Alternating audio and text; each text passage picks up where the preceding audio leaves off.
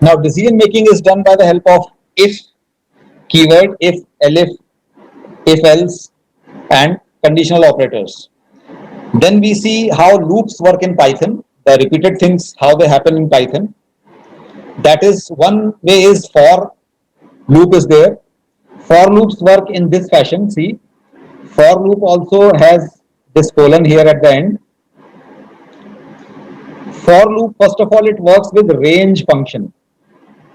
Range function gives you the limits, takes the limits as arguments. One means the initial value, 7 means one value less than 7, that is 6. So this will give you 1 to 6. The values generated will be 1 to 6. Range function takes two arguments, a starting value, comma, ending value, that is treated as -1. And it gives you the list of values. So here the list of values is 1, 2, 3, 4, 5, 6. So this loop is going to run for 6 times. The value will come one by one in this variable which is used before in operator. So for loop, variable name, in, the list of values generated by range function 1, 2, 3, 4, 5, 6. This loop will run 6 times, asking for every ball the runs made and then totaling them. Now see here, these values are numeric. 1 to 6 are numeric. Here we are creating a prompt for the user which is text type, string type, but ball was numeric, so str function is converting it into string type, so that all the strings can be combined together. Similar data types can only be concatenated together, so ball is converted into a string here. But here, whatever runs made are there, they are taken here as total runs, accumulated as total runs, and then they are displayed back. Runs made are coming by input as a string, converted by int as integers, and then they are totaled into a variable total runs.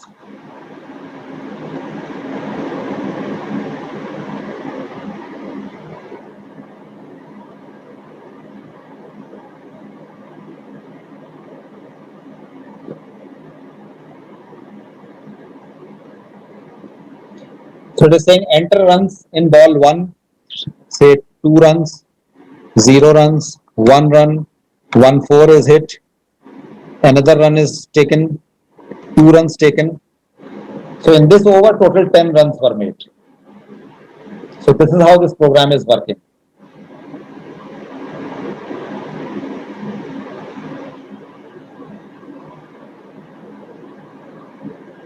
You can compare 1, 2, 3, 4, 5, 6.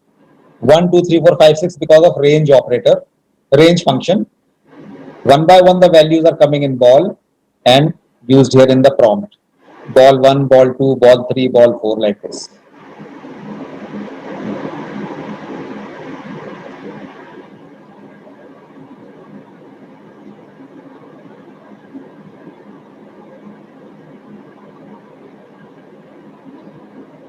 This is another version of range function.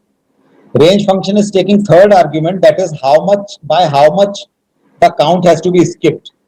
So it will be 1, then 2 will be added, 3, 5, 7, 9, done. So stepping is the third argument. See 1, 3, 5, 7, 9. And maximum limit was 9 here. 10 minus 1, that is 9. So the loop is terminated. Range function with stepping.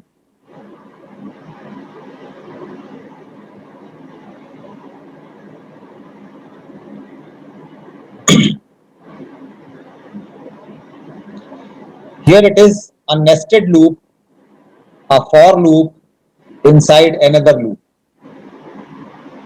So here we are accepting the runs made for each ball.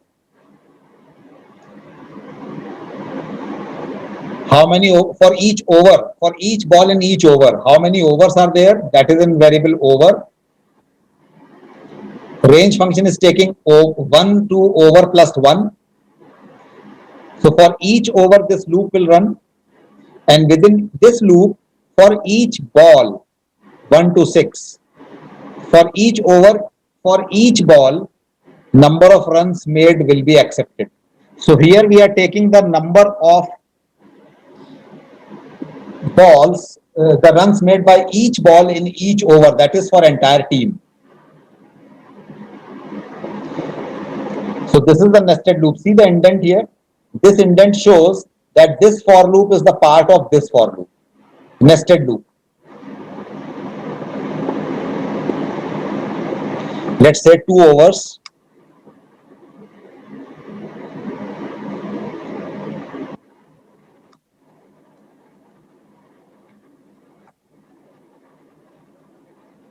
Run it again.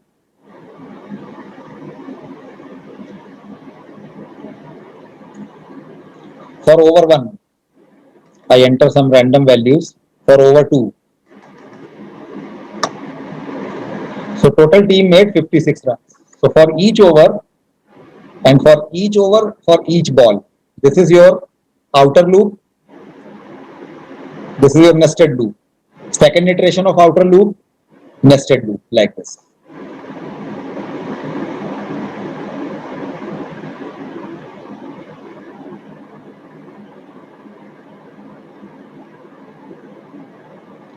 Notice here stepping is negative. That's why initial value is higher than the last value. This will count backwards. 7 से शुरू किया. Starting from 7 till 2. 7 minus 1, 6 minus 1, 5 minus 1, 4 and so on.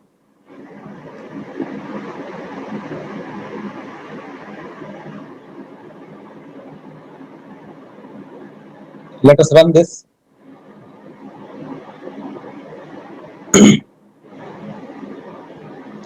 Here we are dealing with while loop. Let us focus on this part. While loop works with while keyword followed by the condition or multiple conditions combined with logical operators.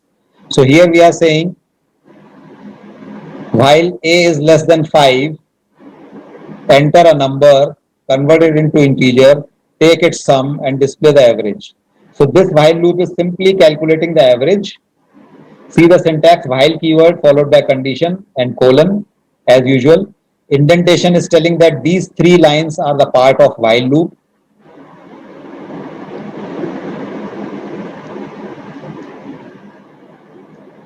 These 2 lines are the part of this while loop. This while loop is going backwards. A variable a is set to 10 and this variable is being decreased by 1 and its value is being printed. It is going in reverse.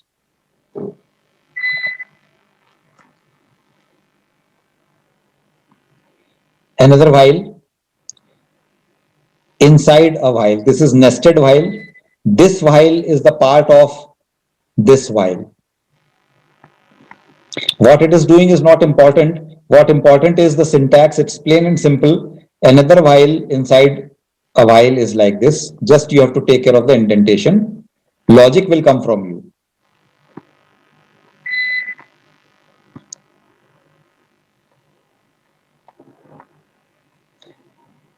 You can even nest a for loop inside a while loop and vice versa.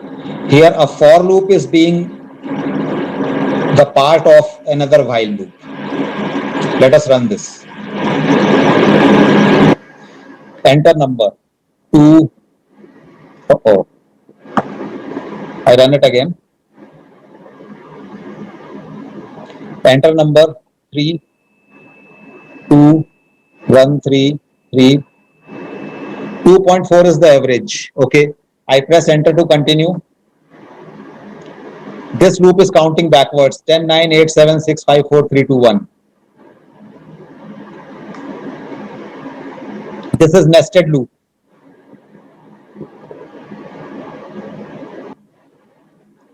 This is the first iteration of the outer loop. Inner loop is counting from 5, 4, 3, 2, 1, 0. Second iteration, 5, 4, 3, 2, 1. 0 is left out. B is decreasing by 1. 5, 4, 3, 2. Third iteration, 5, 4, 3, 2. B is decreased another again by 1. B is decreased again by 1 in the next iteration, and so on.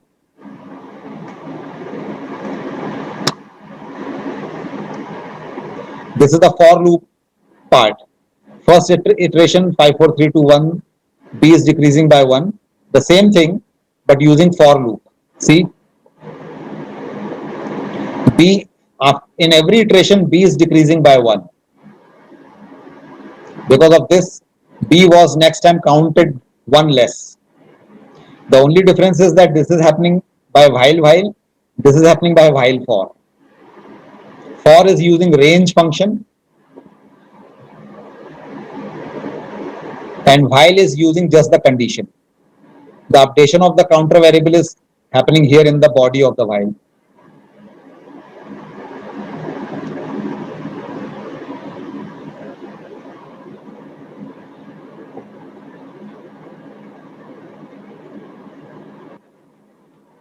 Here it is showing you the keyword break.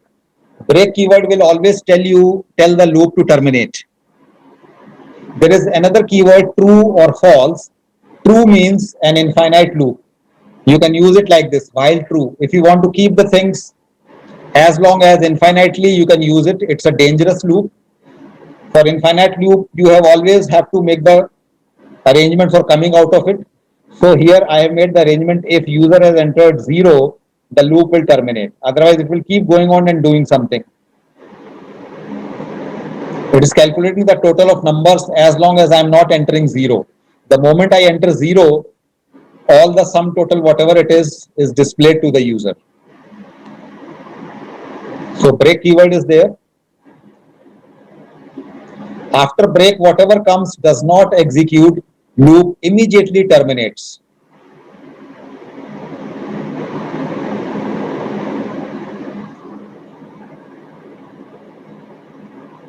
The counterpart of break is continue. Break will terminate the loop and bring you out of it. Whatever is coming after the loop will execute. But continue takes the program control back to the beginning of the loop. Whatever is after continue does not execute. It jumps back to the beginning of the loop and things start again. So continue will take you to the beginning of the loop. If condition is still true, if condition is allowing, the loop will start executing from the beginning again. Continue encountered again. So continue will always take you, throw back. It is throwing you back to the beginning of the loop.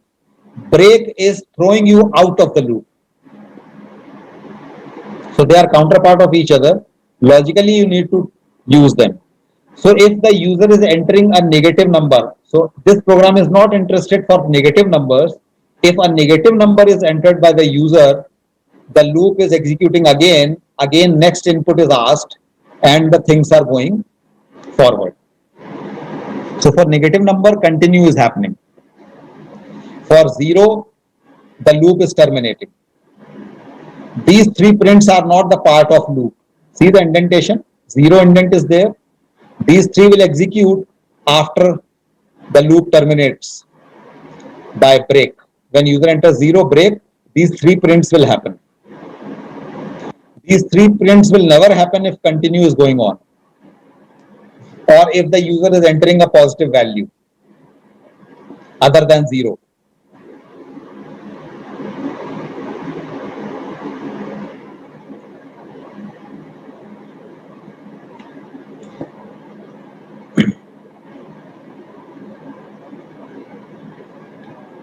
Well, friends, very quickly we have seen Python. First thing is Python is close to English language. Indentation tells us how the things are part of which construct, if, while, for, whatever. variables, the conversion of the variables is taken care of by Python itself.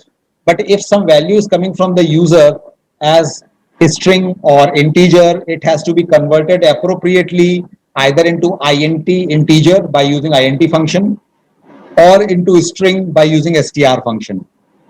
The rest of the logic that goes with if, else, while, nested loops is same as in other languages, like we saw in JavaScript also.